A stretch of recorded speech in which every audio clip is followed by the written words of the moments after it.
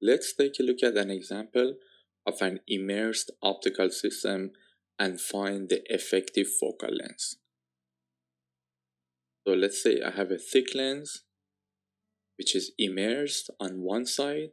I have a liquid or oil or something with a refractive index that is different than air, it is different than one. Now I want to find the effective focal length. So as you know, the formula for the effective focal length is this equation. Now let's take a look at this example. The radius of curvature of the first surface is 100. The refractive index is 1.33. Refractive index of the glass is 1.5. Radius of curvature is -50 for this surface.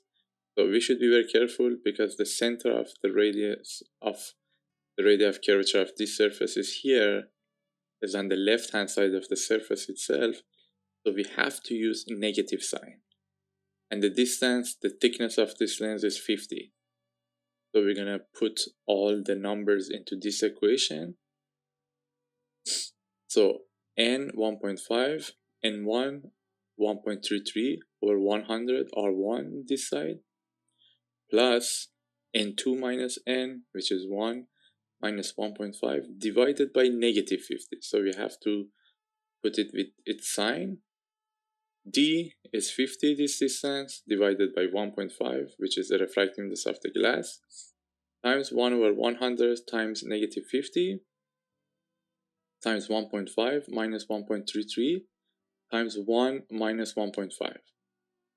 So we have all the equations. N2 is 1, N is 1.5.